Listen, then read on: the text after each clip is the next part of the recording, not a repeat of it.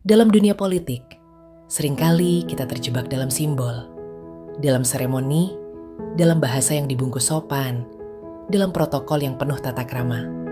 Tapi rakyat tidak hidup dari simbol. Mereka hidup dari hasil.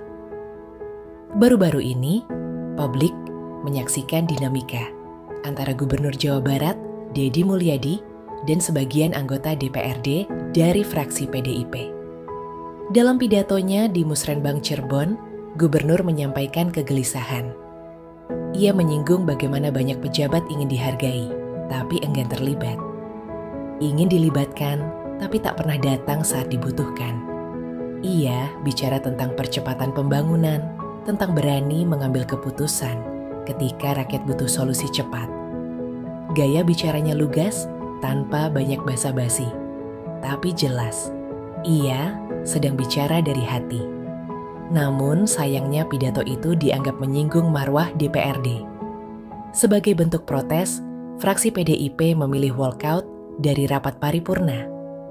Padahal forum itu sedang membahas agenda penting untuk masyarakat, dan wakil gubernur hadir untuk menjawab jika memang dibutuhkan klarifikasi.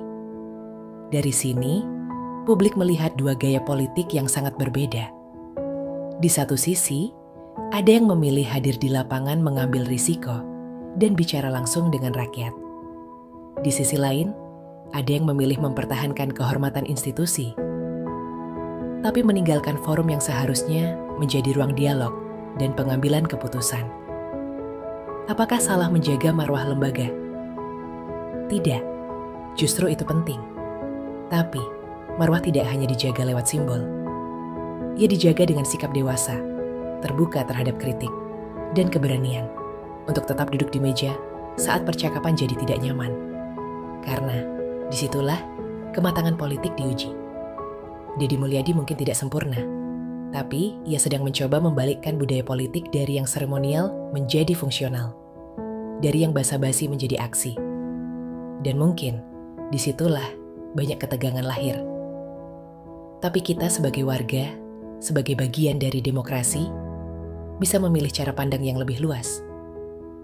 Bahwa dalam politik, bukan hanya gaya yang harus kita nilai, tapi dampaknya. Siapa yang hadir ketika rakyat menjerit? Siapa yang bertahan saat keputusan harus diambil? Siapa yang lebih sering bekerja daripada tampil? Pertanyaan ini bukan untuk menghakimi, tapi untuk mengingatkan bahwa simbol tanpa kerja adalah panggung kosong, dan kerja tanpa simbol tetap bisa bicara. Mari kita rawat demokrasi ini dengan cara yang lebih sehat, dengan ruang kritik yang terbuka, dengan hati yang tidak cepat tersinggung, dan dengan keberanian untuk terus duduk bersama, meski berbeda pendapat. Karena ujungnya bukan soal siapa yang paling dihormati, tapi siapa yang paling berdampak bagi rakyat. Subscribe channel ini agar kebijakan KDM menggema di seluruh negeri.